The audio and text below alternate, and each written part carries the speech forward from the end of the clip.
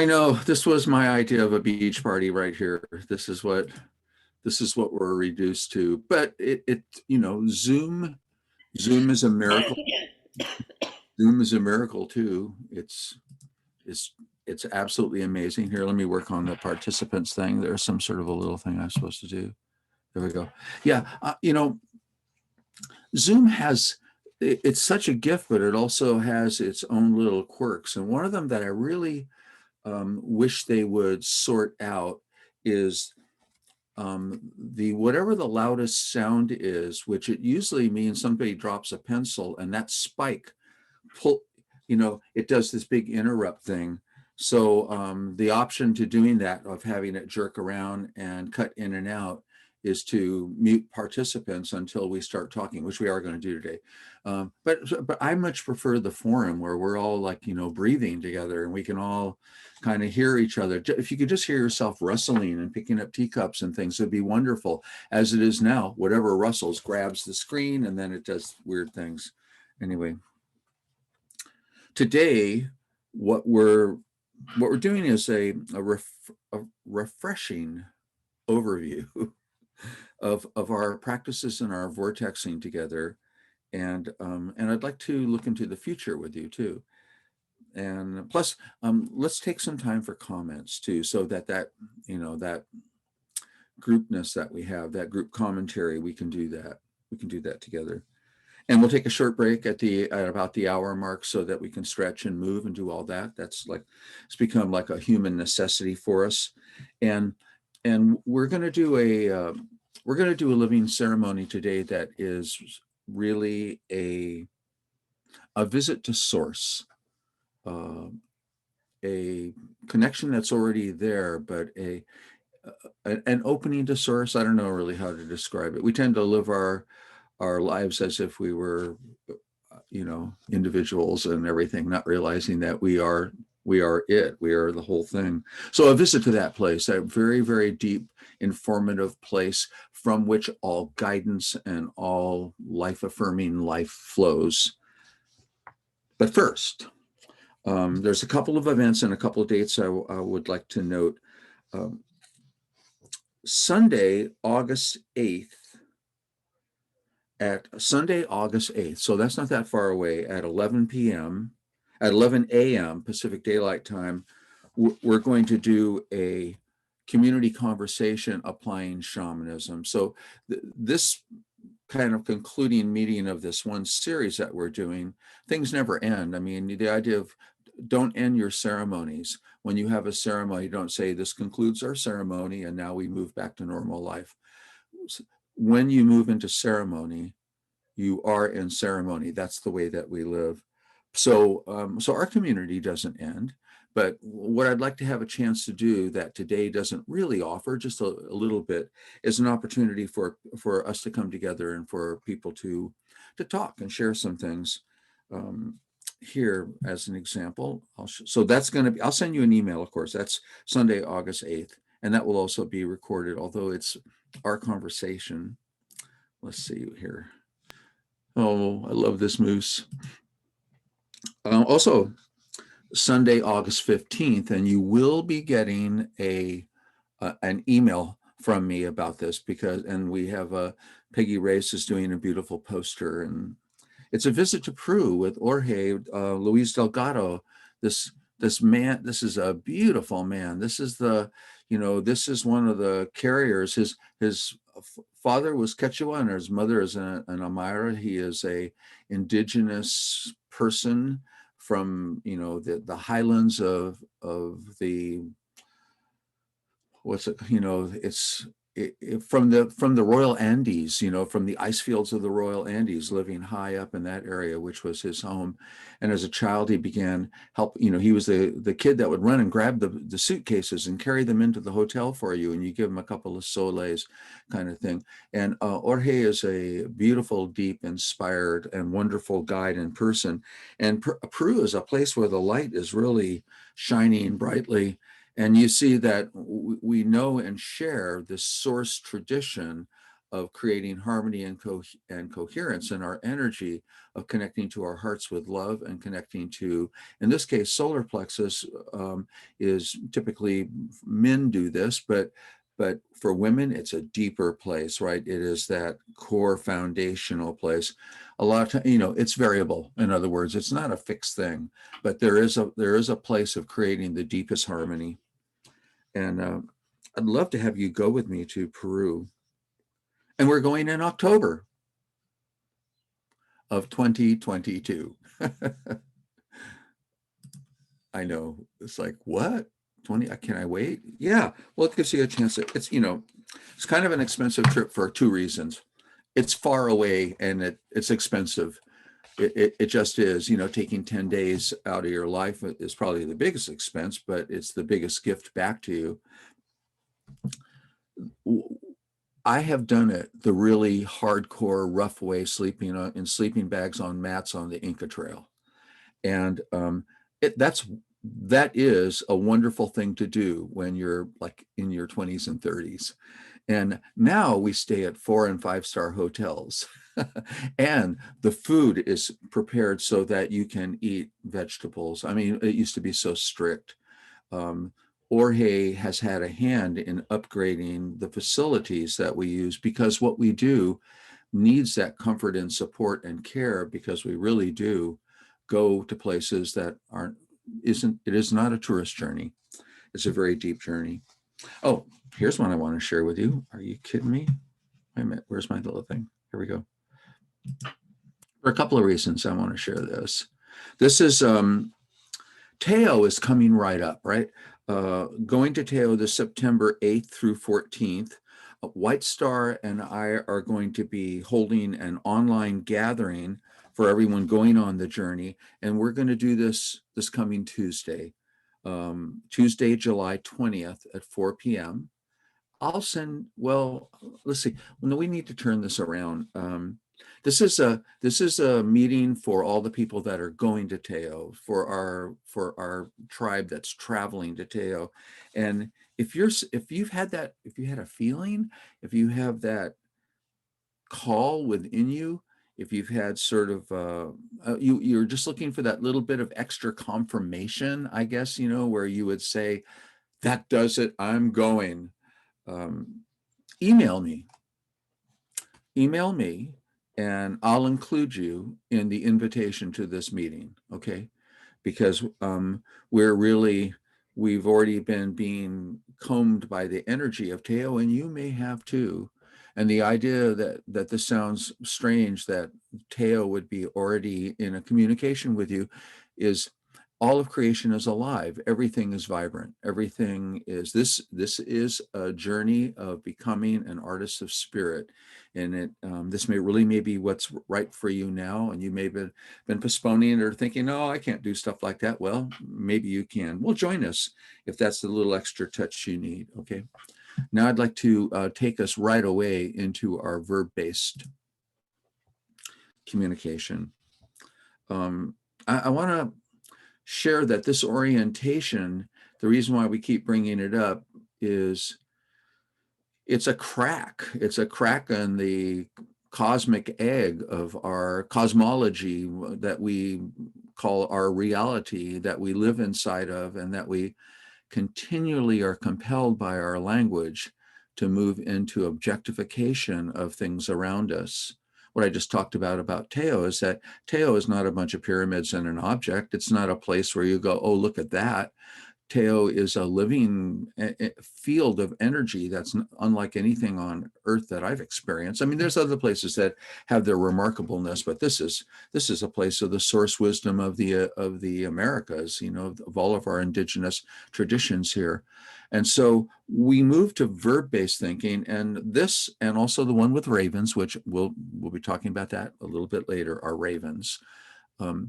This is something that belongs on your refrigerator, and then you just forget it, because you look at it and you see it, and it just becomes a normal part of your quote unquote reality. And that reality is a crack, and the crack in it is an opening into flow, into verb-based, and into connected morphic field, vibrational flows, which are the reality. Well, let's see. It is more accurate perception to see everything in flow, including, as some of our rock advisors will tell us, like Lucy, definitely will say that everything's in flow. There are no objects. She is a energetic field, and there is no objective reality. See, we're cracking it right there, opening our eyes and our minds and our hearts, and becoming spirited, agile, feral, and resourceful. That is the breakthrough here. Speaking truth, beauty, wisdom, wild poetry. That's what we step up to. Healing ourself, our family, our friends, and our world.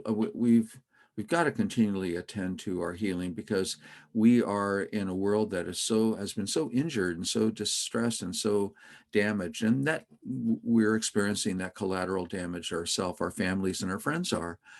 Definitely our world. You can see it in our world, but in ourselves too. So this is something for us to definitely attend to, but ready or not, enlightened or not, healed or not, we are called to come present, to emerge with the gifts that we bring. However, fun is fundamental in enjoying life, love, peace, and abundance. Enjoying abundance. If you're not enjoying abundance, we've got to talk here. And enjoying peace that you find within yourself, connected to everything, and finding love, which is just presence for yourself and willingness to be present with others, and enjoying life. I know that sometimes, and many of us, we have had this experience of enjoying life even though we're in pain. And even in that moment, being able to have appreciation for beauty, even though we recognize that there's things that that are hurting us. So enjoying life, though, is fundamental. So no matter what, enjoying life and giving our unique essential gifts to the world, that ultimately, that's what our whole program is about. That's what we are about. Okay, so now so now let's look into the future here. Wait a minute. The future is behind us. Let's see. That's why we use these, that's why we use the obsidian mirrors, and that the old thing of smoke and mirrors turns out it's true. All the old shamanic traditions use smoke. They use, like sage, like we do, and they use mirrors to look into the future. So instead of this mirror being something for self-reflection, the mirror is used over to the side to see what, to anticipate what's moving in the future coming towards us.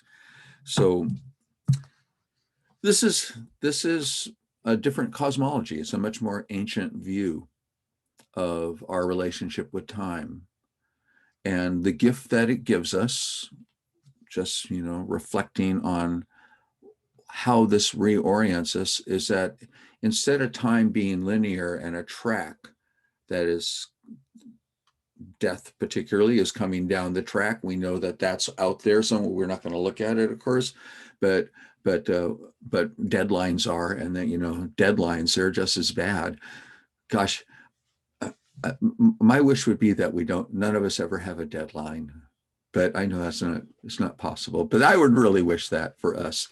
But anyway, to duck and dodge this inevitability that's coming down the track and its linearity, and we know that it's coming, the big events, and they're frightening. And from this perspective too, circling back to death becomes an adversary. And we are going to struggle and fight it. We're going to fight to the last minute. This is just the way it is. This is a construct. In the older traditions, the wisdom traditions that inform us, death is an advisor. And how that can be possible is that death is in the future behind us, coming up to us, traditionally on our left shoulder, and speaking to us, advising us that every moment of our lives is precious, that there is no ordinary, boring circumstances, that everything is animated with radiance. And so to have that possibility with one of the biggest challenges of life, which is death, is a real tremendous reorientation. Anyway, for us, what we'll do right now is like, because the past is in front of us and surrounding us with the manifest consequences of all the choices that we've made, and our ability as the future is flowing through our present moment and being shaped into the observable manifest past that's in front of us, we're seeing what's happened. So let's take a look at what is. Many people do this Applying Shamanism course kind of part-time. They will touch in on something will attract their attention, or they'll just end up in something and find out, wow, synchronicity, find out that it's speaking to exactly what's they need to hear in that moment. And this is one of the reasons why many people take a couple of years, sometimes maybe 2 or 3 years, to really get out of what seems like such a simple program, what it is that supports them, what it is that really does support their emergence. It's a gradual approach, perhaps, and it works. Of course, I guess my point is some people really dive in and get a grip and get oriented, and this is the call. I feel that sense of urgency because I know that we're faced with multiple overlapping emergencies, life on our planet, and I hear the prayers of the creatures and the animals and the trees and the ecosystems, the oceans, the oceans and the lakes and rivers. So I personally hear that. But when that voice starts to call inside of you, and when it starts to get loud, then that urgency may bring you to a deeper necessity to do these things, to liberate yourself from domestication, essentially, and because you're a gift. So, but that being said, please don't put yourself on some sort of artificial treadmill of making progress towards mastery and a goal, because that is an artifice, and it's totally okay to take your time. So to take your time, and you can't rush flowering. You are a gift that's emerging. So respecting yourself and respecting your sense of time. That's not a cover for procrastination and laziness, although I would love to have it be that. I don't know if you guys know that, but essentially I'm an extremely lazy person who lays on a towel on the beach and goes in the water and then comes out, eats something, sleeps, and goes back in the water. I could do that forever, except now when I go into the water, I talk to the ocean, and the ocean says, help. I think ultimately one of the most profound values of Applying Shamanism is the extent to which we continually come to opening to the present moment. In the face of challenges, opening to the present moment rather than contracting into the reactive field of disempowering. We use our hand model for that, opening to the present moment as opposed to becoming disempowered and reactive. This is a reactive world where we punch. Of course, the thing that's so true about this fist is that when we punch something, we really hurt ourselves, and that is the truth. In the work that I do with veterans, that's the dilemma that they have found. The nightmares and the suicides are because the damage that they've done to others, compelled by ideology and circumstances in their lives, ends up hurting them in a very, very deep soul way. Also, remember, we mentioned this in our last meeting, that if somebody flashes you this sign, if someone shows you this, what this means in our current sign language communication is I'm being held, I'm being trapped in violent circumstances. I'm being held against my will. Sometimes children can, everyone's learning this kind of gradually, and a child might flash that. So when that happens, you take it seriously. And when it happens for us, let's take it seriously. So continually, just to have this one thing brought forward, that if you can begin to explore that when you are challenged and threatened or triggered, instead of shutting down and moving into unconscious repetitions of adaptive behaviors from when you were a pre-verbal infant, mom strategies of disassociation, etc., all of that, that you just open to the present moment. That is the simple reorientation of moving from disempowerment to the potential for creative, agile, responsive,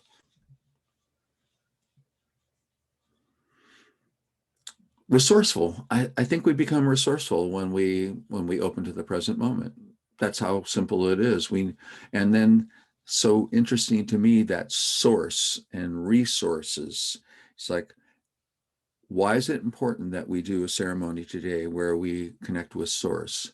Because source is the source of all the resources. Now we're talking verb-based language.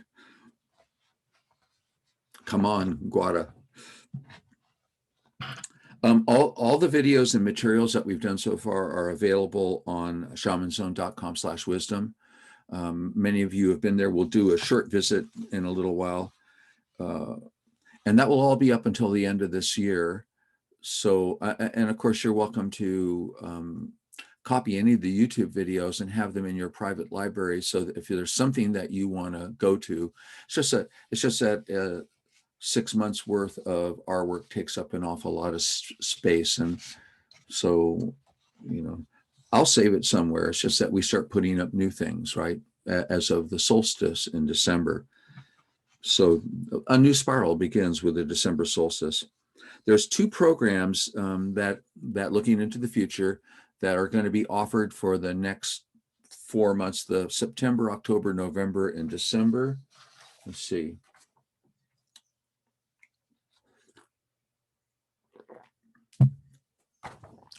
The first program is just, let's call it energetic tune-ups. It helps in the course of doing other things and other programs and things that are interesting, reading books about this and that, and exploring micro-dosing or whatever it is you want to do. I'm personally, let's go swimming with dolphins. Let's do all the things that we want to do.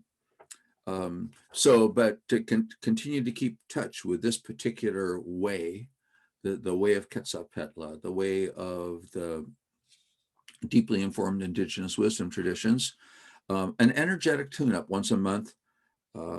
It'll be live every month, and it will include practices to use for the next month, and then an energetic tune-up. So we'll be doing that in September, October, November, and December, and that's just a donation-based thing.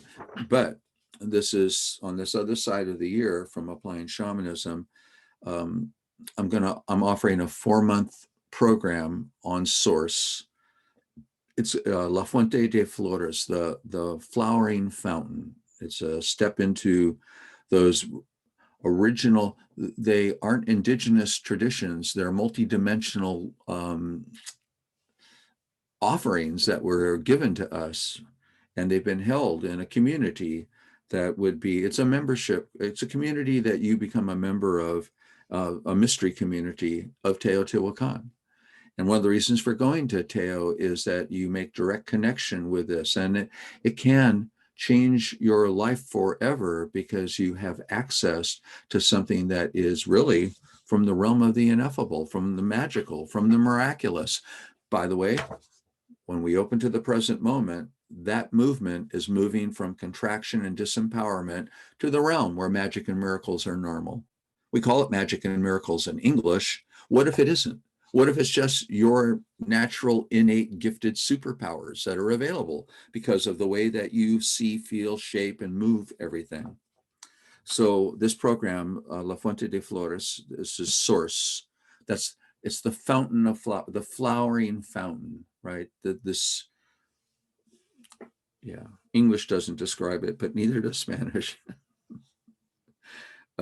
This involves online meetings, monthly personal mentorship, I would be working directly with you. Supervised practices, rather than give this a try, supervision of your practices. It's really important. It's important work for someone who's really a serious participant in this moment in time with what it has to offer you. It's a program that would cost, though, it's $250 a month. And I'll have more info on the August 8th meeting. If you're interested, you can contact me on that. Okay, so there's the two programs that are going to happen. There's also Journeys to Teo. Come to Teo with us. That's it. That takes care of it right there. You're done. You're cooked. You're finished. It's over. It just begins. Okay, so okay, the overview. What I'd like to do maybe is let's use 3 fields of illumination. Take a look at the big picture, and then move into this place where we have been working, and then dial right into the specifics that you can use to support you right now. First, the big picture is what we learn to do is to recognize in our multidimensionality that we have gates of perception, and that sometimes they're open and sometimes they're not. In fact, most of the time they're not, because they're guarded.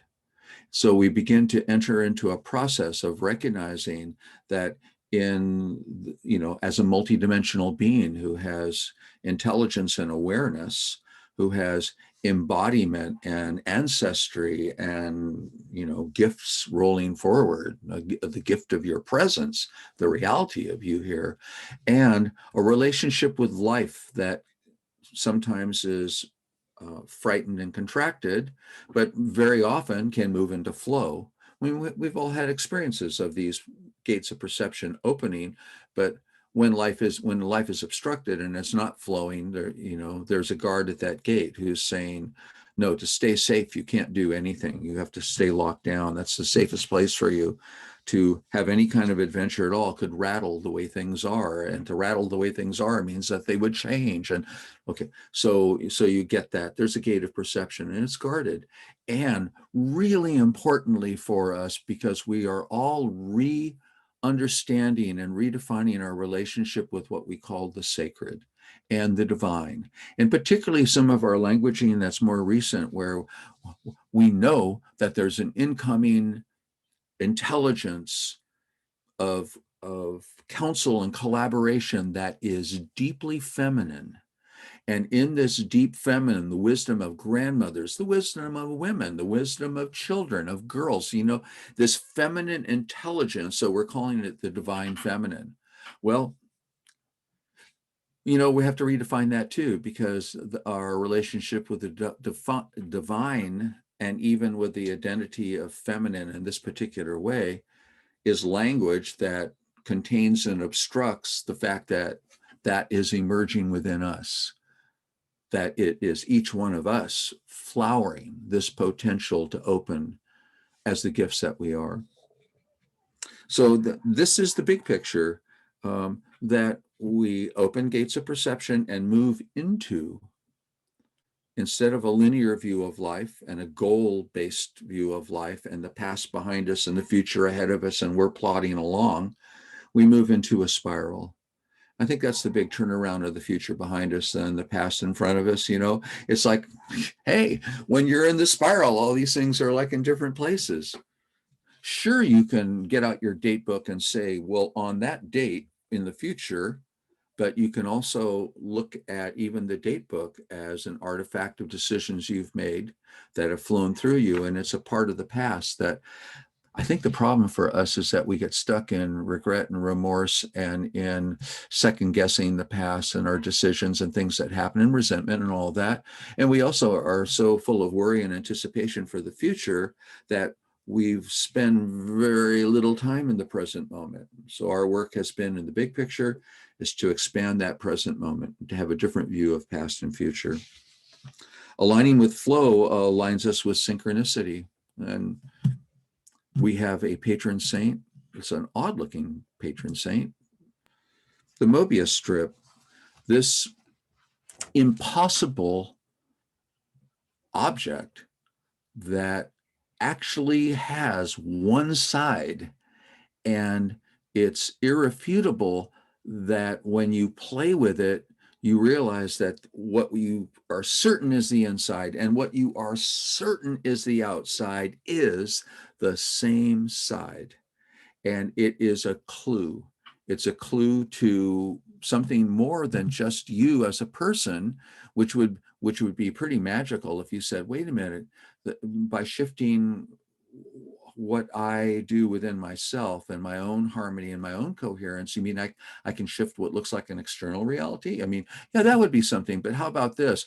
How about the fact that now this is, of course, the horizon of you're looking straight into the plate or the pizza pie or whatever you want to call it of our galaxy, the Milky Way, and you're looking into the very center where 50,000 light years above and below is an enormous feature that was identified as Fermi, by Dr. Fermi, as Fermi bubble. They're called Fermi bubbles, but now what they're realizing is that they're in motion and that there is a enormous Mobius strip from top to bottom. This is a figure 8, right? This is that movement that we learn to make to amplify our connection with flow, and that all of creation,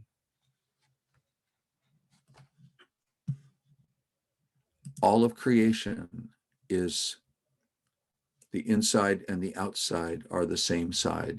This place of energy flowing and love and life affirming, the expression of yes, this big yes, is coming from the center of our galaxy right now in a way that's sparkling and radiant and unobstructed by some of the other wings and some of the other, stars and debris.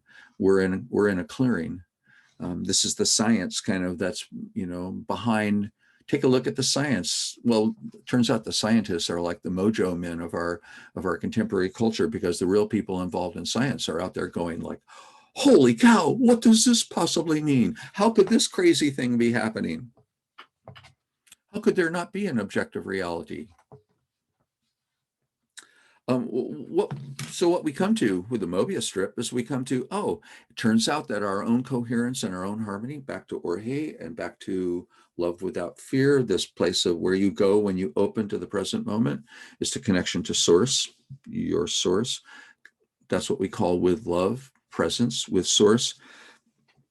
This practice of alignment is a practice of reassembling you energetically. Science is also confirming that the light-based flow of who you are, the biophotonic field of who you are, can be directed. This is the foundation for many of the healing techniques. I don't know a lot about them. It's certainly not my area of specialty in any kind of way or shape, but we are energetically fluid, and we're moving, and we're light-based. And to the extent that you're coherent and in harmony, you bring coherence and harmony to everything you touch or everything you get close to. Even just being in your field can create that. So it's how you're assembled, right? So in our old traditions, this is called the assembly point or the assemblage, how you're assembled. Where do you see reality? And an athlete, like a gymnast, really has a real core central, like a diver, is not like thinking things through. They're imagining the whole movement of themselves from a certain place. I think, some of the things about assembly really quickly, when you open to the present moment and how you're assembled, this is one form of assembly, this contracted state, entranced, disempowered. This is called our civilization, civilized person right here. When you open, though, this model is a model of biological limbic and the world of the snake, your metabolism, your embodiment, your gut intelligence, the world of your limbic connections, your pack, love, your fellow wolves, whatever, jaguars, whatever they are, and neocortical. So it's the snake, the jaguar, and the eagle, or whatever the high flying bird is. You can do.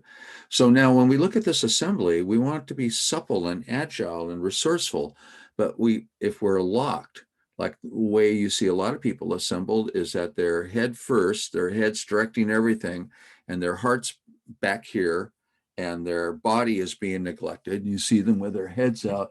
You can actually see the disembodied head walking in on the neck, walking in front of the body.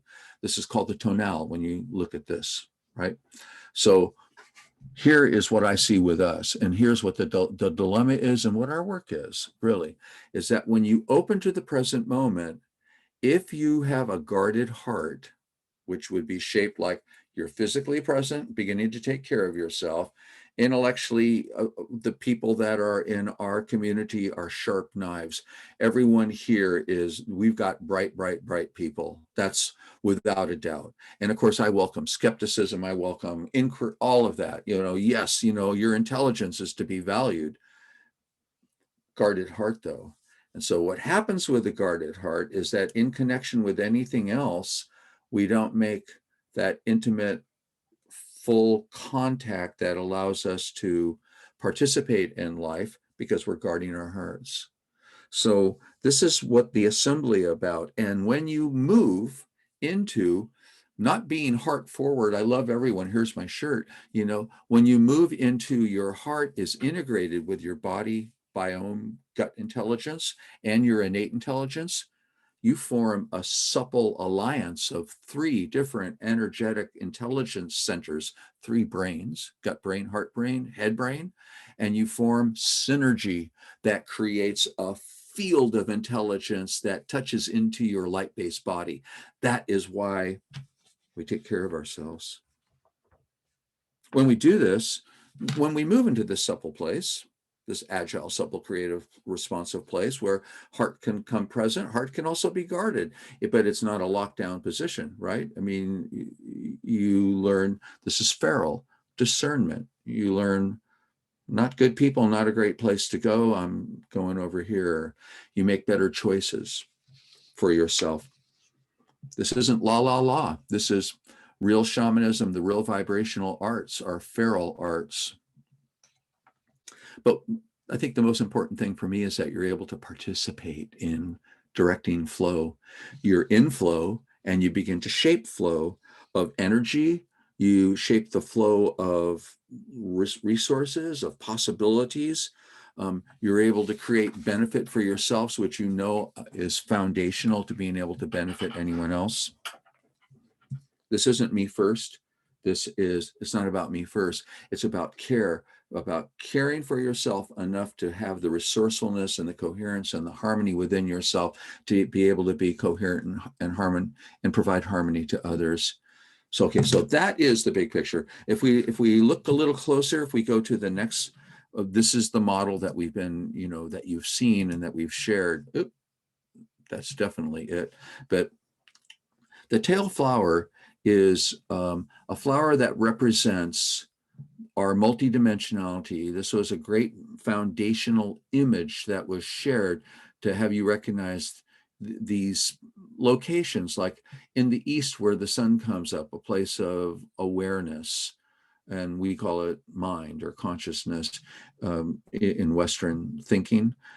In the South, this is arbitrary, by the way, in some ways, because people do move these things around a little bit. Can't really argue too much about the sun rising and the sun setting. And the North tends, I think the big arguments have to do with these 2 areas over here. It's like, what's going on with emotions, which we call flow in our old traditions, where the sun sets and it's the ending of things. So this old source tradition is based on the wisdom that came from the ancients of Teotihuacan. Embodiment versus just body, physicality. The gift of it, I say embodiment because embodiment means the gift that you've received from lineage, from parents and ancestors, and the gift of being in the present moment, as opposed to body being, I'm a thing. I'm a physical thing, and here I am. No, it's not that. It's so much deeper than that. And this area is flow, and this is the area that we used to call Great Spirit, right? So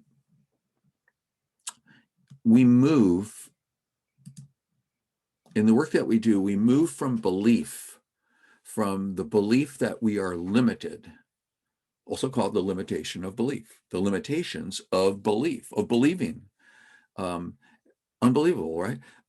We to experiences of illumination, experiences of an open and from the belief that this is our lot in life, we move to experiences of expansiveness. That's in that realm of moving from consciousness to awareness. We also move from framing our bodies in with dismay and distress and with pain and with ingratitude and with unrelenting negative self-talk. And this has been studied and proven, so we can't get away with it. We can't get away with the fact that we will talk abusively to ourselves about self-image issues, about this, about that, about all kinds of stuff, almost everything, as a matter of fact. But we move from framing. So now when I say framing, our old language for this was dreaming. But dreaming sounds kind of mystical, and the fact that, from a scientific point of view, we're dreaming all the time.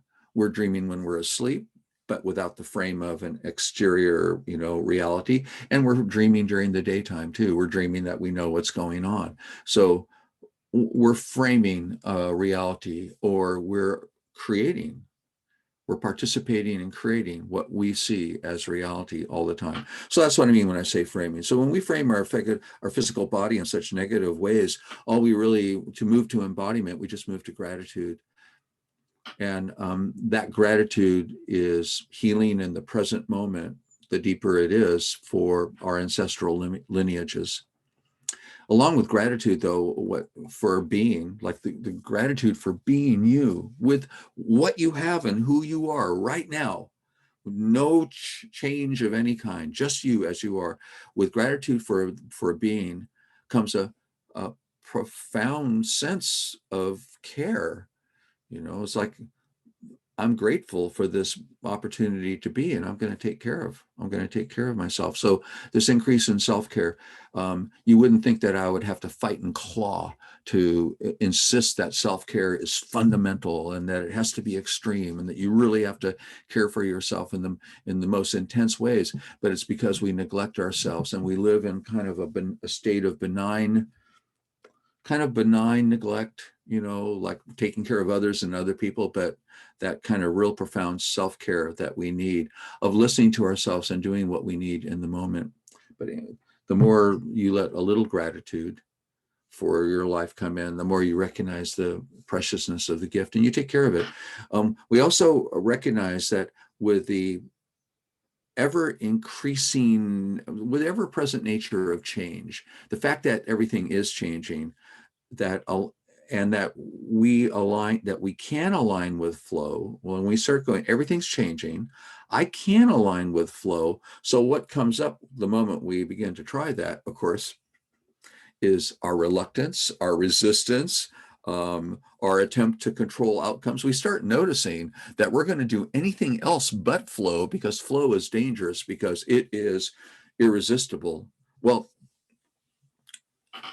flow is irresistibly flowing, and change is inevitably happening all the time, whether we like it or not, whether we think we can control it or resist it or control the outcome of things. So going with the flow, the shift from control to finding ease and grace, that's the artistry. So art of spirit is the art of aligning with flow in ways that are graceful and artistic and easy, and that we participate in the adventure of life and the opportunities that come up. And then finally, again, talking about reframing as dreaming, this realm of spirit. And so we all have our personal beliefs, and I want to respect that. However you frame your relationship with the holy and the sacred, that's sacred. That's for you. That's a way. But from a shamanic point of view, or from the point of view of just the flows of energy and what is moving, how is life affirming life actually happening, There is no other. So our identification of the sacred as being great spirit over there, or a great mystery over, it's huge and it's scary, or God, or the unspeakable, GD, from this point of view of spirit rather than spirituality. And remember the Mobius strip, that place of the vast self, of the great mystery, of great spirit, and of the holy is you. That is, now, of course, we don't always act like that. And neither, especially a lot of other people don't act like that. They don't act like anything's holy. I mean, they're desecrating and exploiting our planet, and especially the aberration of our species has been the enslavement and abuse of the feminine, which is, as we know, unacceptable. So reframe, redreaming it. I searched for a way myself to not get caught in some argument with myself about, well, what do you think, about being holy or any of that? No, all of that was just, I found out, was just language operating with definitions, like clashing and opposing each other. And, the sign of a really intelligent mind is the ability to contain paradox. So I thought, okay, well, it all just kind of collapsed in on itself like junk machinery, like so much else of what's going on for me. And this phrase, living synchronicity, like participating in the dance of life with the living synchronicity that of life moving the way it does, which is life enhancing life. Life cares for life. Mothers care for their children. It's grandmothers, grandparents care for their grandchildren. That this affirmation of life, loving and caring for life was foundational. And in synchronicity, rather than thinking that we're being guided by synchronicities and the holy ones are speaking to us or something, we start following the trail of little synchronicities, just little tiny things that begin to occur. And what they are, yes, they're evidence that you're in flow when you are noticing synchronicities. But here's the wonderful thing. When you begin noticing synchronicities, synchronicity begins to notice you. That this is the Mobius strip, that this, whatever we're calling the divine presence, when we begin to notice grace and giftedness and beauty and flow, grace and giftedness and beauty and flow begin to notice us. And you begin to move into a relationship. In other words, simplest way I could say it, participation rather than supplication. You are not here to beg. You are here as a gift to participate in life. Okay, so then dialing right down to the tightest, very close up, the details of engagement, I would say, I don't want you to get dizzy here. Let's see, let's hold that for a moment. Here we go. Oops, wait a minute, what happened there? Let me see if I can find that. So, oh, here we are. This is what I want. This is what I want to share with you. Okay. So this is the shamanzone.com/wisdom site. If you haven't been there recently, what I don't want to make this too crazy, but I'm going to spin this down a little bit, okay? I'll try to go. I don't know what this is doing on your screens, but what I want you to see is that every video from our first orientation and first assignment is here. They're all YouTube videos too, so you can always create a little folder and put the ones that you want to work with. Some of them are you are going to. I think we're heading towards the solstice. That's the trajectory of our program, was from solstice to solstice. But so all this video information is here. And preparing for the solstice also turns out to be preparing for a living ceremony, which is another thing that we're going to do today. And then the living ceremony that we did together. Yeah. So here we are. Okay, I'm going to spin this back to the top. Sorry, I did that to you. Also, there is, under current assignments, there is a deep well of assignments, of things that you could take a look at and talk about, like living ceremony is different from ritual. It's different from a formulaic, codified, regulated reenactment of a ceremony. Even though ritual is done with a specific intention, by following the rules exactly, you're supposed to get, it's like science, you're supposed to get this result. But with living ceremony, you open to direct communication, right? Things like that, that you could start, and then experiments to work with, including things like available there are things like books. Books that maybe now in retrospect, you might say, you know, I've heard something about Joseph Rael and being in vibration, entering the new world is something I'll take a look at. Some of the, you know, spontaneous evolution with Bruce Lipton and Steve Bowerman's continue to be one of my favorite books. Everything from Eckhart Tolle to, anyway. So that is, let's see, I'm going to close this guy and I have no idea where. That's beautiful, but we'll come back to it. So to move from solstice to solstice, the beauty of it is that we've been moving from behind the sun, the center of our galaxy. You guys are the center of the galaxy. Here's the sun, and here's our planet. We moved around to the equinox, and then we've moved into direct connection with the sun. The gift that we have right now is that we are riding waves. We're in alignment with waves, pulses of coherent, harmonized, life-enhancing intelligence, radiance, dynamic potential.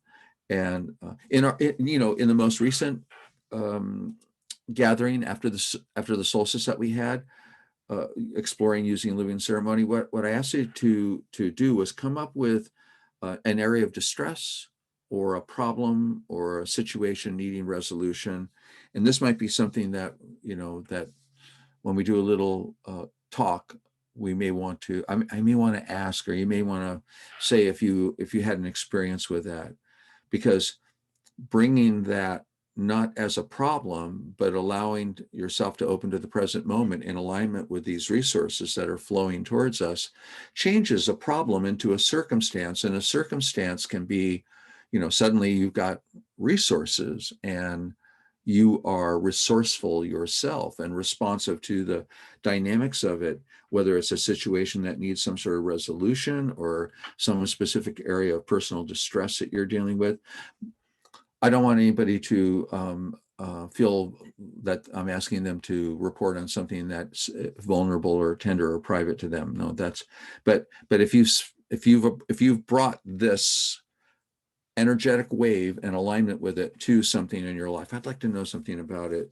Right now, tuning in, you know, we have energetic support for our well-being. That's here right now, and it's for our projects too. Your projects only do as well as you're doing. So the coherence and harmony you create for yourself is the harmony and coherence that imbues your projects. But there is definitely amplification happening right now. One little side note, something that I've noticed, I don't know if you guys have, it's another one of my questions. The wind has gone out of the sail of a lot of the big, scary, like corporations and people and agendas, and they're going to take over the world, and they just want to do this to us and they want to do that to us and all that.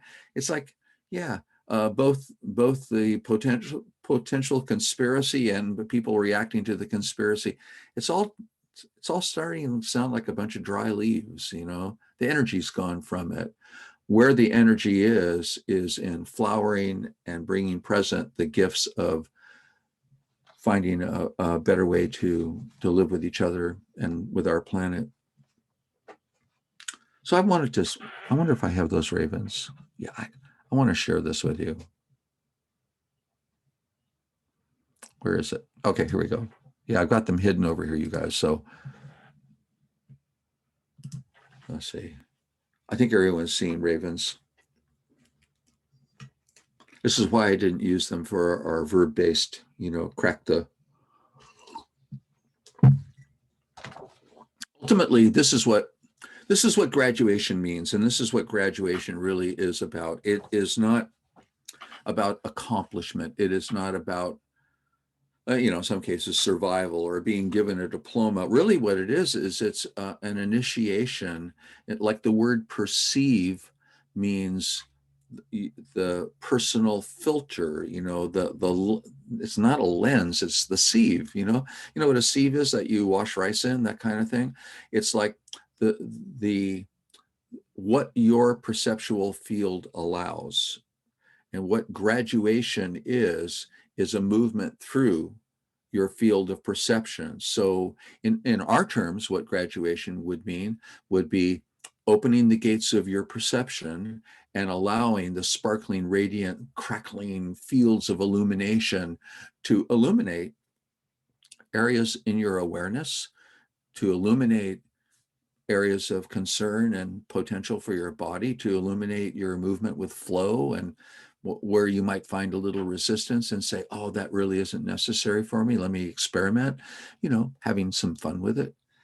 So essentially, graduation is an initiation, a beginning, a recognition right here and right now that you are embracing life and becoming life-affirming life. And I do love this image. I love it even better without the words on it, because it's like the ravens look a little bit happier. It's like, bark. I had some ravens fly over me out at the coast the other day, and it was just, they were all talking. They have these voices that are just exquisite. So if you've even taken one step, just that one motion in this mystery, into the mystery, if you've even stepped into this with one step, congratulations, because you've stepped through a boundary. You stepped through an illusion that we are limited, contracted, finite objects with a beginning and an end, and tiny and unimportant in the scheme of things. If you've begun to recognize, that's something that you've done, your agility shifted a situation, then you're beginning to touch into that gift of who you are. And this all has been and is about you coming present as the gift that you are, especially right now.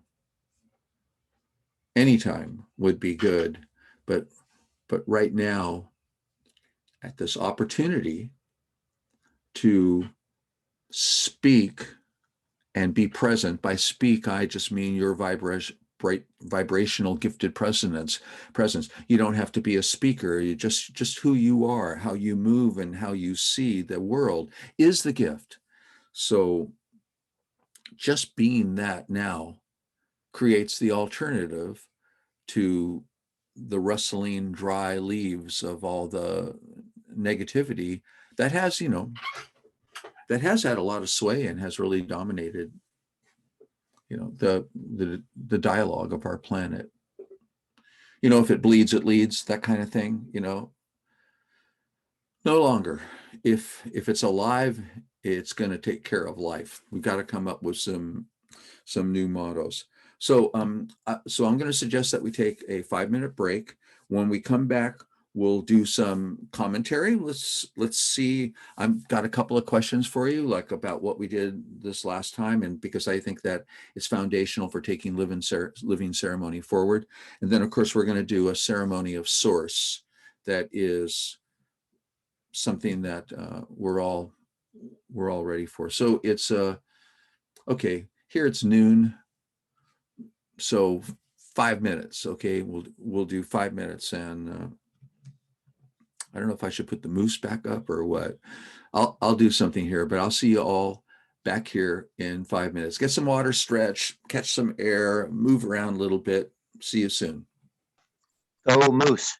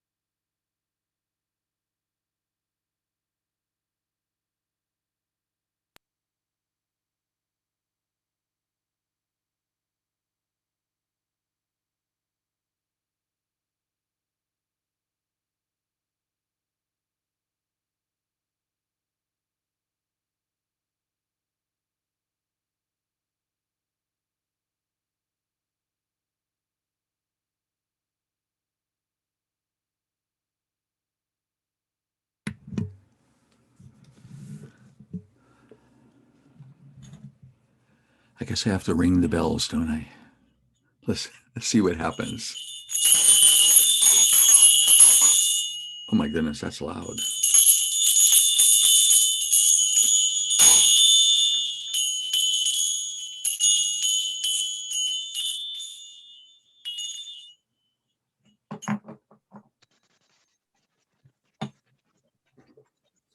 Oh, nice. Rakesh is on mute and he's ringing his bells too. So these are like the new questions. If someone rings a bell while they're on mute, does it still?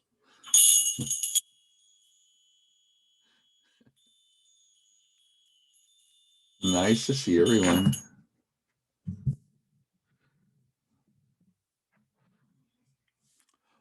Well, let's go ahead and hey, Liliana, let me start by asking you. Hi.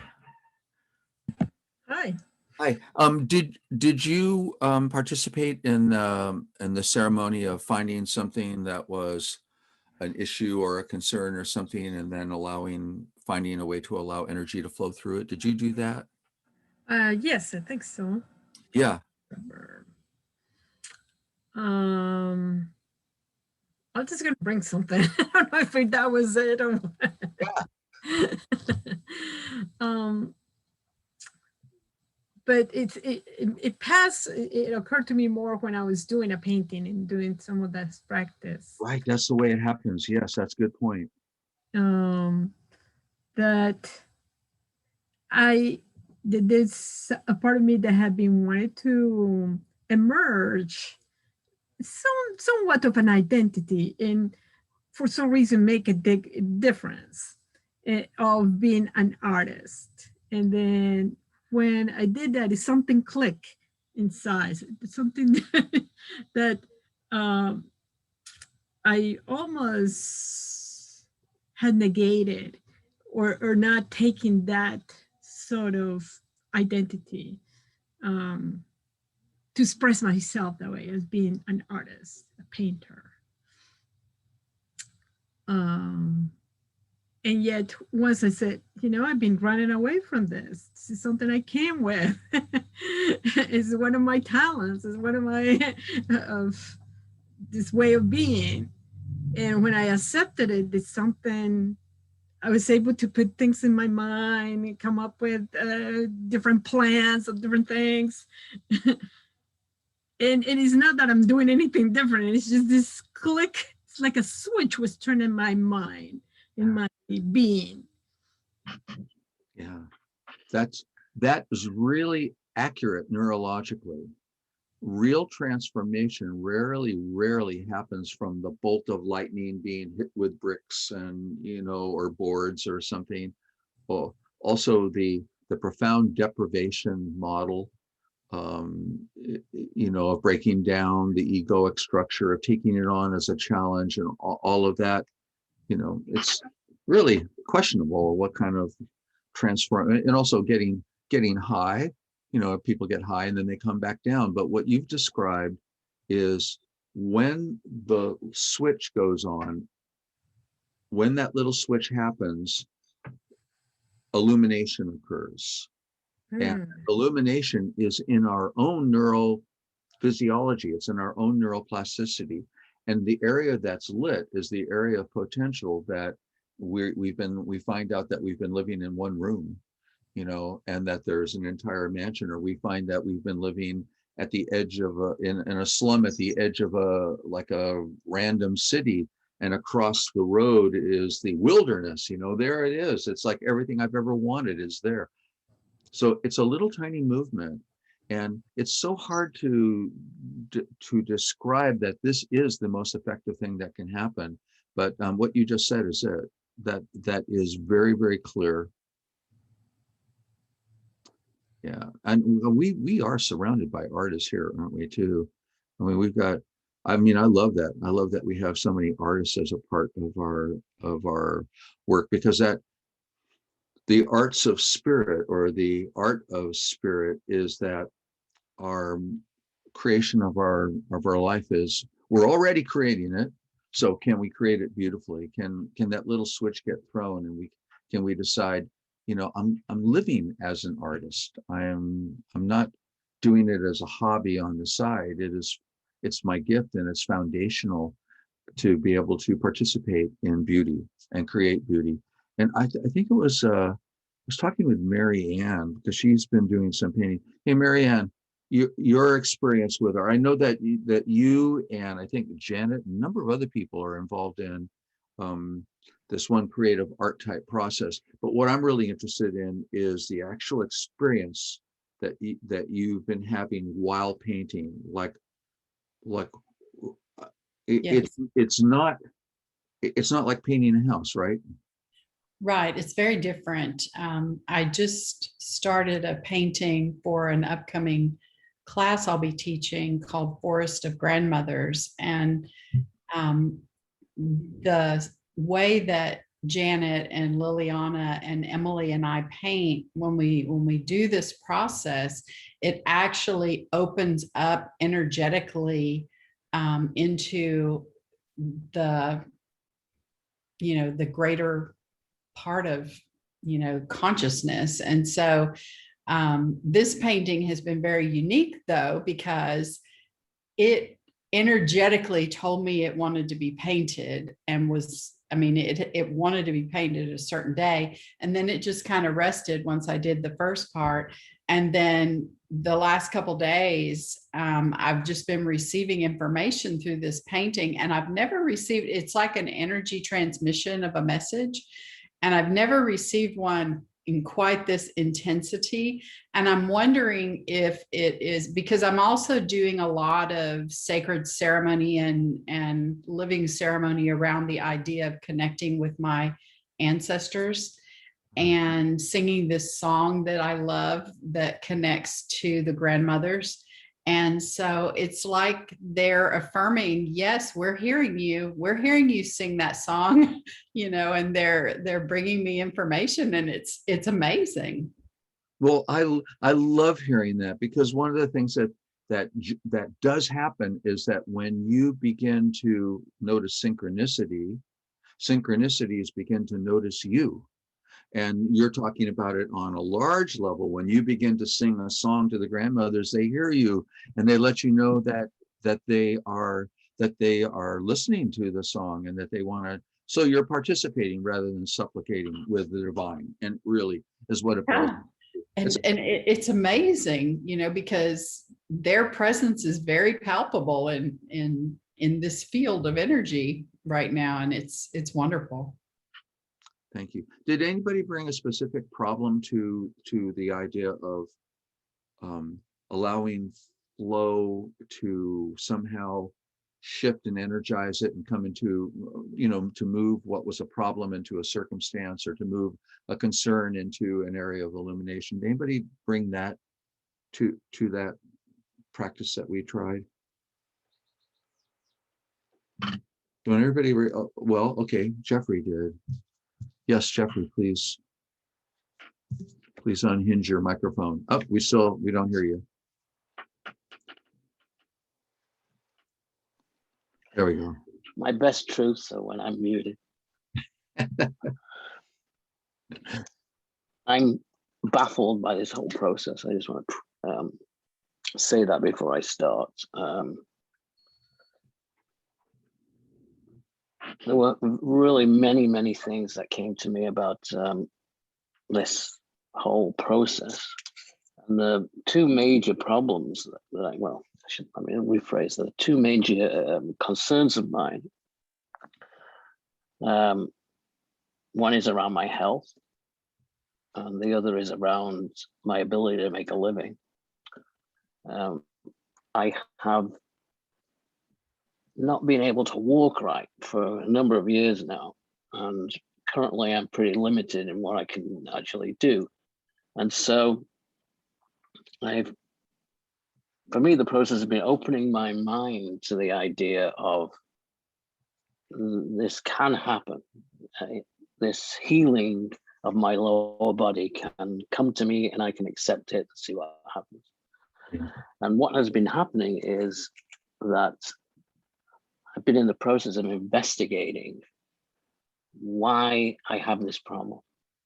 And I believe it's somehow related to something energetical. And my inquiry has been mostly around Western medicine, which I know is pretty useless. And it has proven pretty useless in this this area. But I've continued with it because it's all I thought was available to me.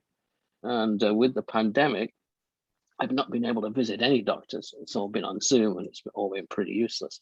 It's hard to reach out and touch somebody on Zoom. And the last exercise in this, and it's been expensive, even though I have insurance, was to get an MRI on where they think the problem is originating, which is in my lower back. And of course, this was an exercise in futility. I mean, I suspected this because having spent, to me, what is a considerable amount of money, it has proven, dare I use the word useless? So the interpretation of this is they don't know, which puts me back where I started. But the idea of giving up on this is foreign to me. That I have not yet found what it is that I need to do to become aligned with this problem that I have and to allow it to go away. So that was significant for me because it opened to me a whole slew of new possibilities. It has not manifested yet in the fact that my lower body has healed itself, but I have a really different attitude about it in the sense of it's possible. I just don't know how. And then just to briefly talk about why is it that I can't make a living? Why is it I can't be all my life I've been self-supporting. I've never had a problem with this. And suddenly I have. And again, thinking about this process, that the things have come to me that I never would have thought of on my own. And I think this is, to me, what I learned quite a while ago, but I haven't been applying to my life, is that there are ideas that come to me that arrive in my head that I could never have thought of myself. Absolutely never could I have thought of them, and never would I have acted on them. So again, some of these ideas have come to me and I've actually acted on them. And so I anticipate within the near future that in fact, I will be able to make a living. I don't know how, I don't know when this will happen, and I don't know how it will manifest itself in my life. I know what I'd really like to do, but in my quote struggle to do that, it has been proven not working.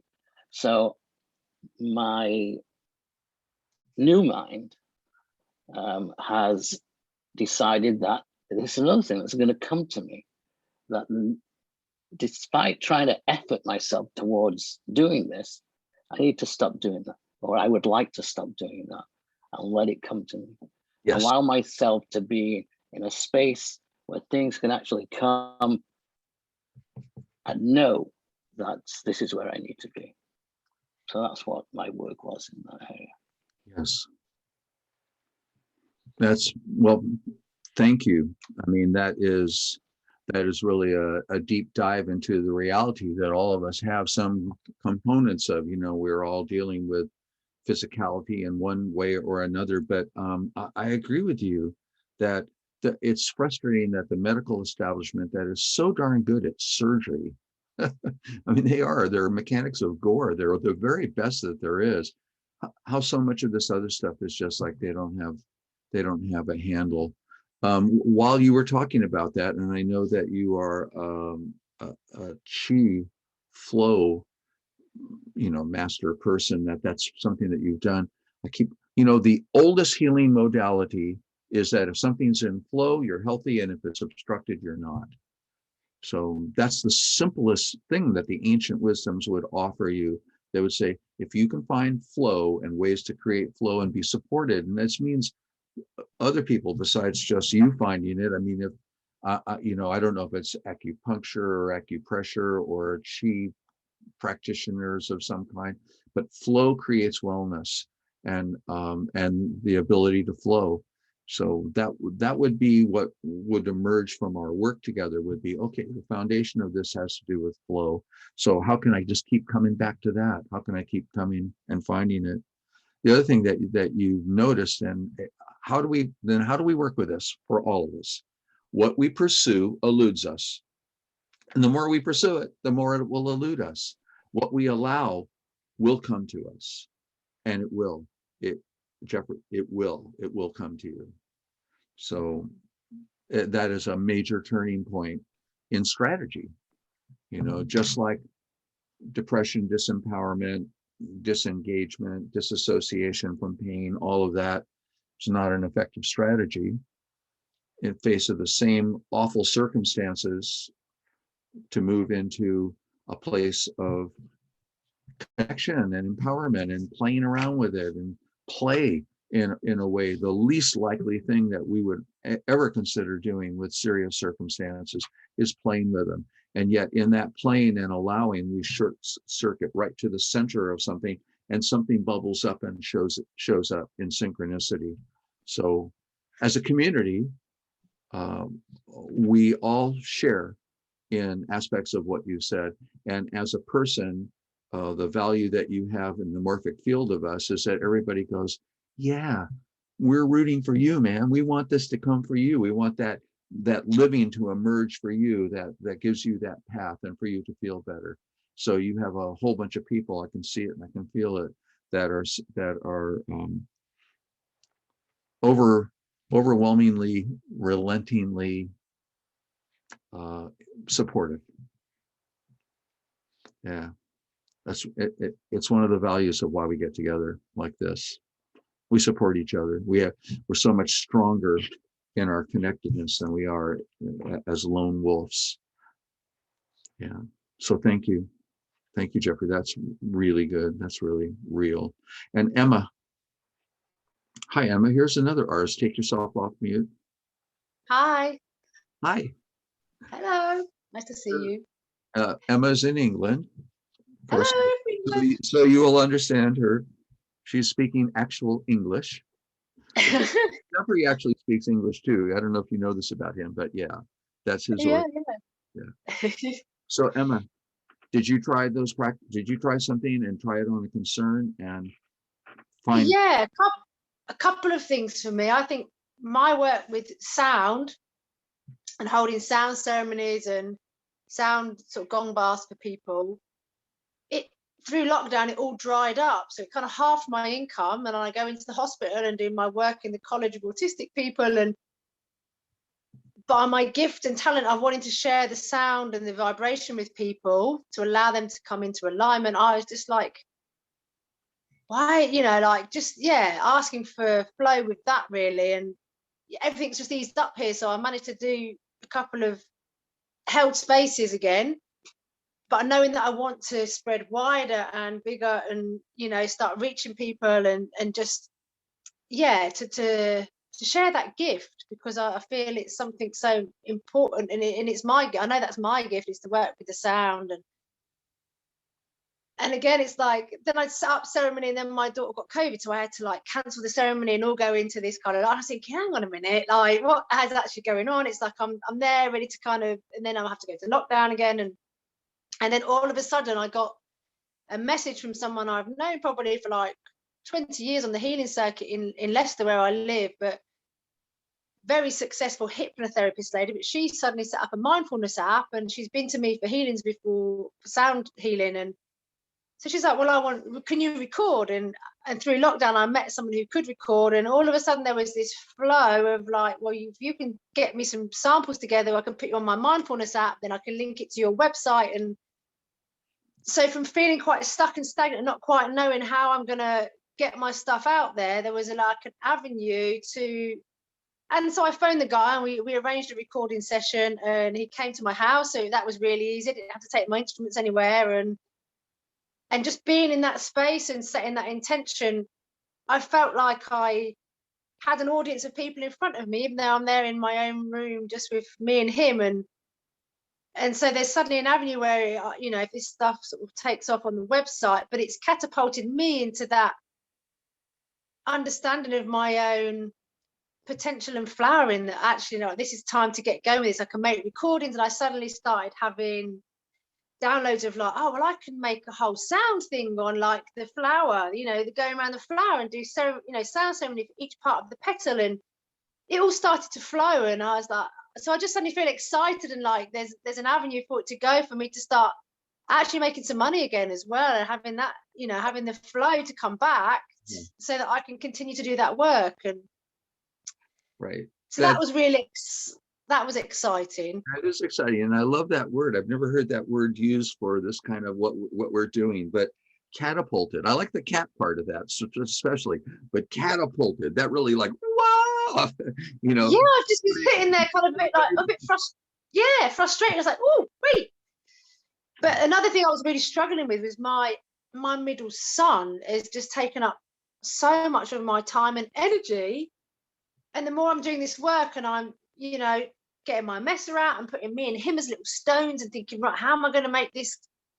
But he went into huge resistance and has like refused to go to school for 6 weeks. And, you know, and he's talking to me, and it's like, I can't disagree with him of like why he doesn't want to go. And it's like, oh, now I'm a bit stuck, because then what do we do? Because you're not 15, you can't really leave school. So I've just been asking for guidance and just having to acknowledge and listen to him very deeply on a heart level. And I'm going against the grain of all my surround, you know, my family, the school, you know. It's like, well, maybe I've got to listen to him, and maybe he's got to find a different way. He's, some part of me is trying to tell me something different. And yeah, so we found another course he could maybe do next year. And but within his own struggle, he's been so volatile, and it's really disruptive, and I've felt it's taken a lot of my energy, which then distracts me from being able to concentrate on my flowering and my gift of wanting to take my sound stuff out into the world. And I found that a real struggle over the last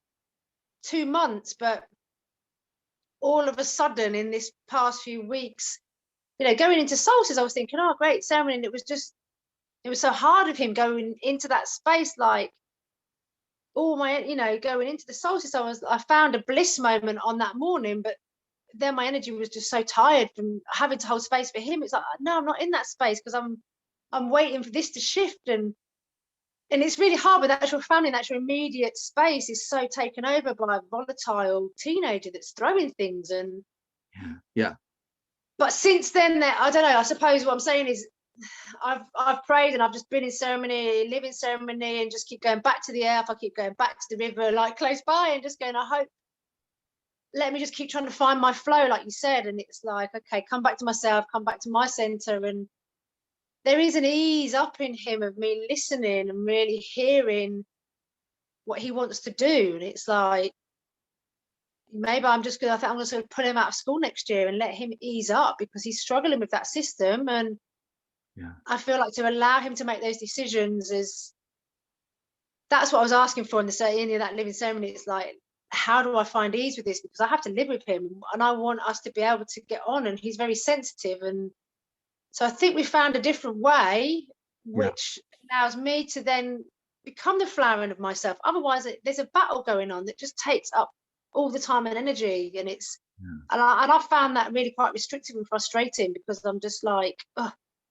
I want to flower, but it's like the whole environment is like crowding me down. So I'm hoping through my own flowering, he's kind of flowering his own way, and I can just support and energetically hold that space as we're both flowering, really. But yes, well, as you listen to him, that really is true. Those of you that have children that are in that kind of age, you know how they're looking at the world with such skepticism, and a lot of the things that have made the linear progress, like you do this, then you go to that, then you get that degree, and then you get a job, and then you work at McDonald's. You know, it's like it's like these things don't make sense anymore, and you're listening to them, and that's the key. What that is an example of, that I'd like everybody to hear and share, is that now, if you do open to allowing, there is a flow of radiant intelligence that is pulsing through, that will bring maybe not the solution, but a number of solutions, like a number of opportunities, a number of things come up, like it was what Jeffrey mentioned. It's like ideas that we wouldn't consider from our normal frame. They're in the intelligence of creation expressing itself through you.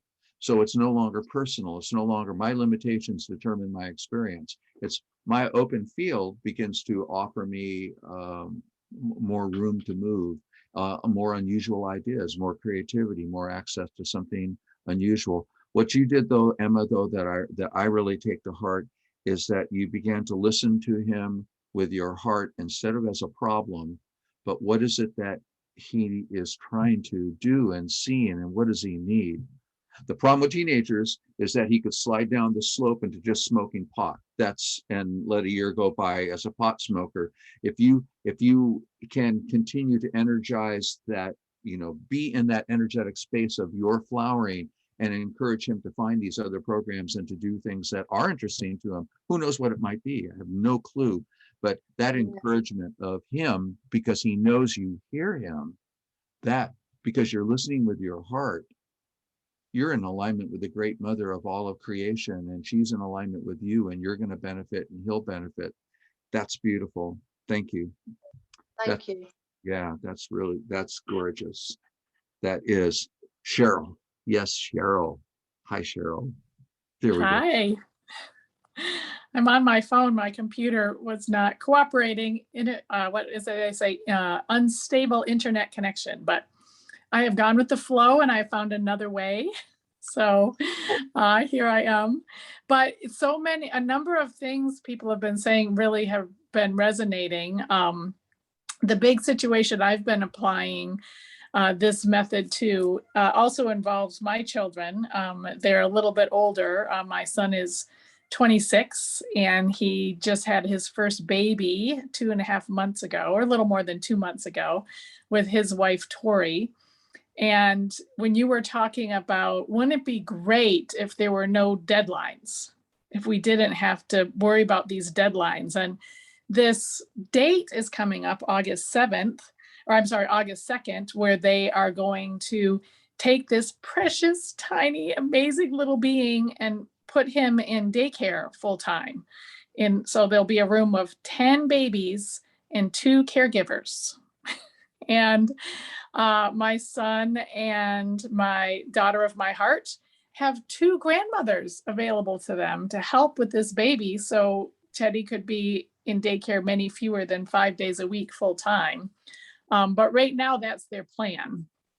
So this deadline, quote unquote, is coming up. And I have been working with what is the way to tap into synchronicity and to tap into flow and to fully allow everything to unfold as it will, and to activate my grandmother powers to have them open to the possibilities that exist with getting the grandmothers involved a couple of days a week and not having little tiny Teddy in daycare for 5 days. So, but it's been a really amazing journey of watching my resistance, watching myself really wanting to chase them with this solution. And as soon as I start with that energy, they just run the other way. So then, and it's not even verbal, it's all energetic. I'm not even saying anything and they're picking up on it. And so really taking that back and working with it in different ways and going in ceremony and working with Tanunsen. She has been so very helpful. And they've really fallen into a trance in a lot of ways, this collective cultural trance. Well, it's fine to stick your baby in daycare, even if there's other possibilities. It's no big deal. I mean, those are professional caregivers, and which is true. But there are other possibilities open. And I've been talking with Teddy quite a bit, the little baby, soul to soul. And he said, Grandma, Nana is my name. It's going to be, I want some time in the daycare because some of those other babies, we need to connect. We're working together. Like our little baby souls are working together. But I mean, it'd be great for you to break me out a couple days a week. I mean, I don't need to be in there 5 days a week, but I am supposed to be in there a little bit. It's fine. It's good. So it's been quite the big practice. And the big thing, the place where I am right now, I have not actively talked to my son and his wife, my daughter-in-law, about my possibilities or solutions or anything. I'm really listening for when is the time, when is the energy there for this to happen, conversation to happen with ease and grace and allowing, and then to be completely fine with whatever happens. So yeah, all the things I've been learning with you and everyone here for the past few months have been incredibly helpful, and I'm really grateful for that. Wow, beautiful. You know, the place of entry is their schedules and how overwhelmed they are getting back into the rat race, and transportation. If they knew that they would have a couple of days where they didn't have to put it all together to get everything necessary, it's a big production to get a child ready to do anything. Even the car seat is a big deal. I mean, on and on and on. If they knew that there was some relief there, that they would jump on it. But I hope so. not if they're presented with it, only if your inquiry, they report to you, they say, you know, God, we had no idea what a production it is to get a child out of a house and into a place. Oh, one of Emma's son. I know this kid. I know him. He's great. That's a handsome boy. He joined us just for a second.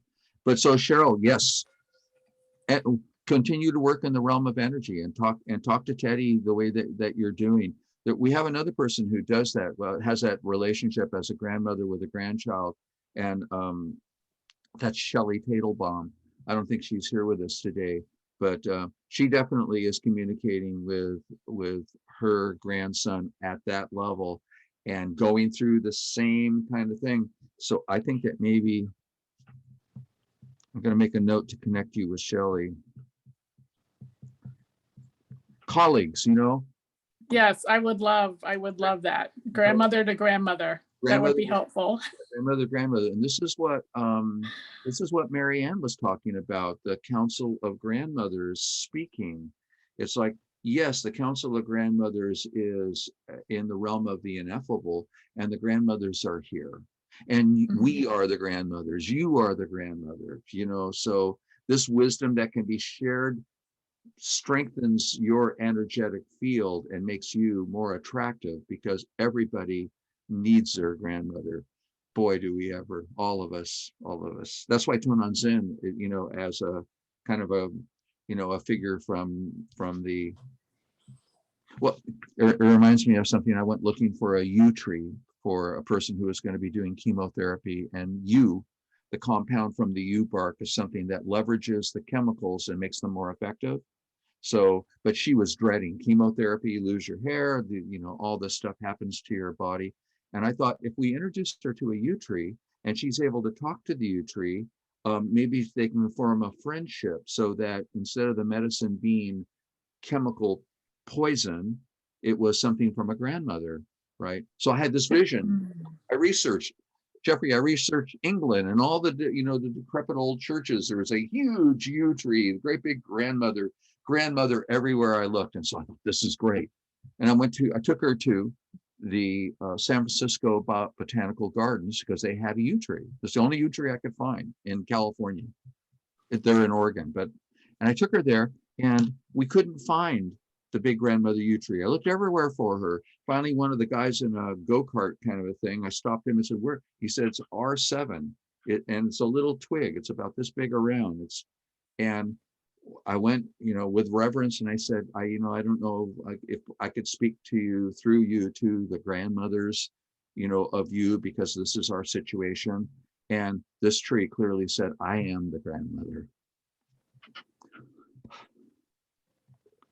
So there's real power in what you're holding, and that is going to bring coherence and harmony, not only into Teddy's life, but into your son and his wife's life too. Yeah. So you got a good team going for you. Oh, by the way, she went sailing through chemotherapy. We got adopted by the yew tree. You know, she made us her children.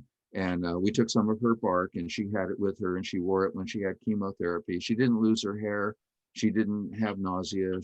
She just sailed through with it. Completely shifted attitude, which is kind of, you know, it relates to when you really shift something that profound, that chemotherapy is not a toxic poison, that it's a gift from your grandmother. That does kind of change things, and it lets us know, like what Jeffrey was talking about, that there's an energetic path to wholeness and wellness, and to being able to take an impossible situation like devastating breast cancer, and sail through it. You know, ease, grace, with. So that's what we were talking about. So let's take one more person, then I want to do our ceremony, because I know people have other things to do. Does somebody have something that they had work? Because we will on August 8th, I know that that's a ways off, have an opportunity just for communication about all different kinds of things. But I'm really specifically interested in this. So I'll check in with Allison. She knew it was coming. She was going, oh no, when he says stuff like that, he's going to pick me. I know. Allison, did you have an opportunity to play with any of this in support of, you know, finding agility in your life? Absolutely. And hello everyone. And this has just been so great. I actually have been doing a lot of art and writing, and also, of course, with animals. I ran into someone in the Point Reyes forest, and I've been going out there every weekend. And of course, as you all know, there were a lot of fires. And when I went out there, I met like a medicine woman who taught me how to enter the forest. And so I've started to do that several times. And each time I've been going in, the forest is like not ready. Like you can feel there's a lot going on. And literally every time I come back from a hike, a branch has fallen somewhere, or something has fallen or shifted. And so it's just been incredible. And this morning was the first morning that the forest totally let me in. And it was just, I could feel it. And literally the deers and the birds, I mean, they were literally within like less than 5 feet from me. But I felt her like let me in and be gentle. And I was sort of realizing, because I have tried to enter this forest 4 or 5 times, that it literally wasn't time yet, you know? And so just that, even though it felt weird, I just trusted this process of the gentleness and the agility, you know, and they're together, even though they might sound like opposites sometimes, you know. That's beautiful. The forest invited you in. Mm-hmm. Yeah. Well, it's super wonderful, because also, you know, this isn't story, this is neurology. Mm-hmm. The forest that opened was your access to the wild forest that is within you Mm-hmm. and surrounding you. So you had access to the forest of Allison, and that we'll talk about having a resource for your life, you know, the resource of a feral home, a resource of a place of comfort and connection with everything, where there is no fear. The creatures recognize you as her. Mm-hmm. You know, they say she's here. Beautiful. Okay. Well, so we're going to go into ceremony, and let's see. I want you to get comfortable. I'm going to. Some of this, of course, I'm here with you, and please, you know, I ask your permission to allow my voice hold our collective, you know, our hearts, and you know, may I speak that wild poetry that that we all share in. But it's a ceremony of source, and what we're going to do is this is exactly what Allison said. As we spiral into source, source is spiraling into us. And the resources that we need, the gifts that we do need, that if we pursue them, they elude us, can come to us from source. And so we become resourceful and responsive and agile and creative and able to access resources that weren't there a moment before because we were not allowed to go into the forest, because we couldn't access it, because for whatever reason, we weren't open to allowing the possibility, this Mobius strip possibility, that you are the vast self and that the source of which all blessings emerge is within you, and that you are that great being, but we're also simultaneously ourselves. So that's why I say we spiral into source and source spirals into us. So we start, the best way to start is with some breathing, this very simple breath, no complication, just noticing by listening, because not only are you breathing, but you're also expanding your subtle awareness by listening to your in-breath. Not only are you listening and am I listening, but our nervous systems are listening, and they hear, we're alive. We're still breathing. Air, oxygen. We alert our system to breath, because we put breath on automatic pilot, like when we drive and we finally, oh, here I am. We don't notice. And when we do notice, our subtle awareness expands. And when our subtle awareness expands naturally because we listen, all of our field of awareness, the portal of awareness opens, the door opens, and a radiant light shines through. So breathing. Also on the out breath, allow your body to participate. Your gift of your embodiment. Allow yourself to sigh. So is one side and is the other, and just a couple of those. And if you find yourself drifting, no, don't beat yourself up. Don't try to silence anything. Don't try to come back to the present moment. Just breathe. Just remember to listen for a moment. And then to become flexible interdimensionally, instead of being here in open eye presence with each other like we are, or in closed eye inner state, where within your inner state, you begin to notice, like, I'm hungry, or big breakfast, or oh, that little pain right there, or I've been sitting for too long. Rather than that inner state, you move to a place halfway in between. So your eyes are at half mast, and you allow things to soften. You allow your gaze to soften.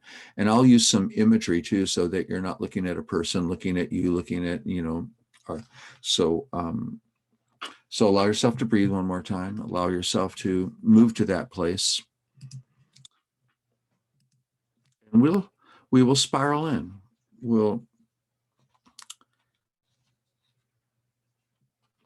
In the east, the sun rises, and in our lives, the light of awareness also rises. And when the light is low, on our horizon, we cast shadows. It's just natural. And as the light of awareness rises, the shadows become shorter and shorter, just naturally. This isn't psychology. This is just the energetics of when awareness becomes lit in our life. We still have a shadow, but it's very close to us, and we don't project it on anyone else. So here, we allow ourselves to become responsive to the light of awareness rising in our lives. In this place of embodiment, when we turn to the south, this is the place of our ancestors and the lineage that has given us the gift of life. In embodiment, the gift of embodiment. This is very different than being just a body or an object. This is a gift. You are a fluid, moving, living gift. And if you wiggle right now in your seat, make a little figure 8. That little Mobius strip is a connection with a tremendous field. You are connecting with the core of our galaxy. You are connecting with the energies of the great spinning vortex that we're here in, our cosmos. In the West, where the sun sets, everything changes. Everything shifts. Everything changes.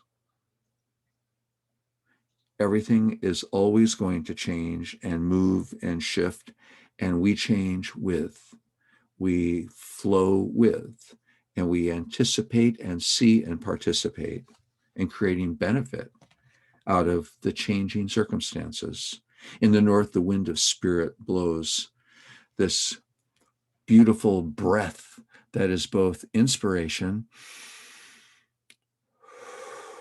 and expression. We're both inspired and we're able to express spirit. And in the center, we stand in the center. We sit, we're here. We're in the center. And here we move from consciousness and listening. We begin to move just into awareness, into allowing our awareness to be present. And we move from distress and from reenacting the patterns of dysfunction that we've inherited to just gratitude for life, gratitude for our parents, gratitude for our grandparents, gratitude for our ancestors, gratitude for embodiment, gratitude for the gift of life that we have been given. And from chronic contraction, that is the state of affairs that has been enforced upon our world, the lockdown of fear, we just move to open, enthusiastic enjoyment of life and flow. We are capable of choosing to play, and we play. And we move from mastery and the illusion that mastery and climbing some ladder is going to put us on top. We move from mastery to mystery. We move from the illusion of mastery to artistry. The number of artists that we have here, the artist that you are, is the presence of the mystery. The portal of art, the portal of artistry is what allows the great mystery to invite ourselves and others. You're already the presence of the vast self here and now. That is the great mystery. And at the center, you are innately gifted. You're a light-based being. You are the illuminated intelligence and compassionate heart of creation. It's who you are. And from seeing the sunrise, you now see the sun is always shining.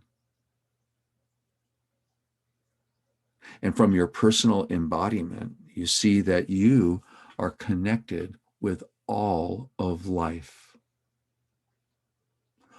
One life, one body. All of life is your body. From a recognition that there is flow, you, alive, vibrant, loving, fun-loving, you are a moment-to-moment expression of creation, manifesting itself in waves of spiraling light. You are the light flowing as creation manifesting here and now, here, now, here.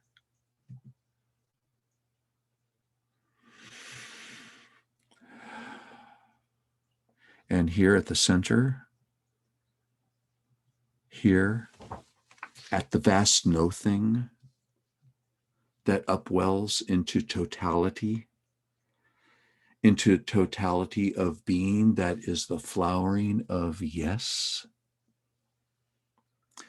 the beauty of yes. You are the beauty of yes, the ultimate yes. You are the ultimate yes. And you, yes, you.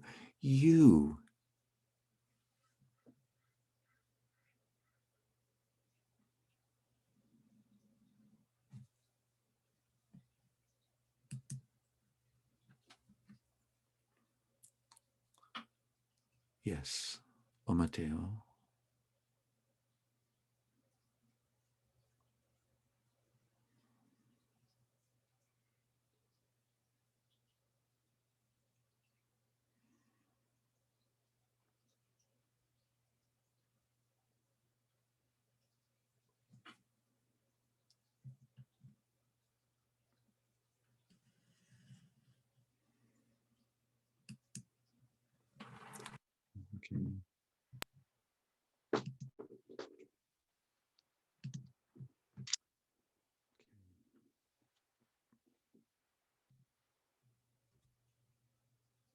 So thank you. Thank you for today, for sure. We would have all paddled out and gone surfing together if we'd been at the beach. I know that. So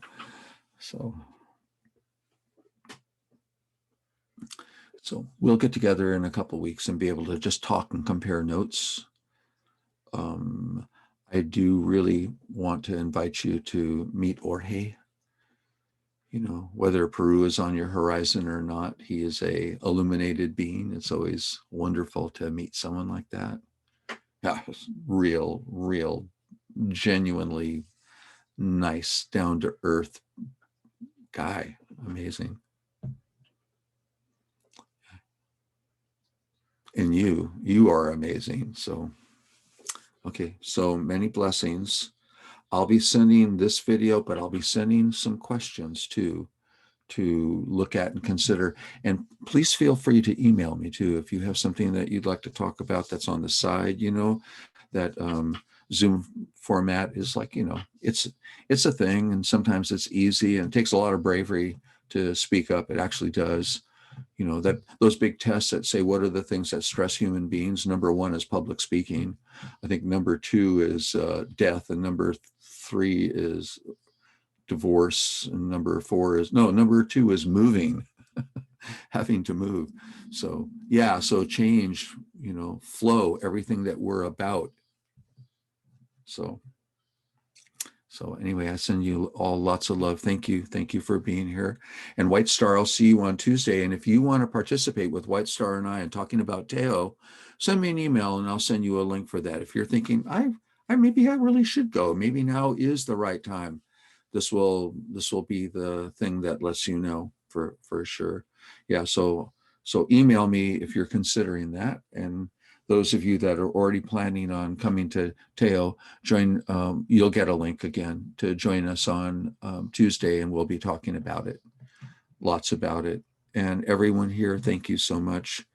We'll have a chance to all contribute on the 8th, okay? So I know that we really just can't head towards the 3-hour mark. We've got to rein it in somewhat. I know I say 90 minutes. I know I'm lying. Huh. Lucy says, geez, there is no time. Thanks. It's nice when your own rock lets you off the hook, right? Okay, so I love you guys. Thank you so much. We'll see you again soon. We'll be talking. We'll wiggle our hands in the air. I wish Elaine was here. We'll send a little message to her. She's a grandmother too. She's working it out on grandmother land. Okay, thank you. Much love. Bye.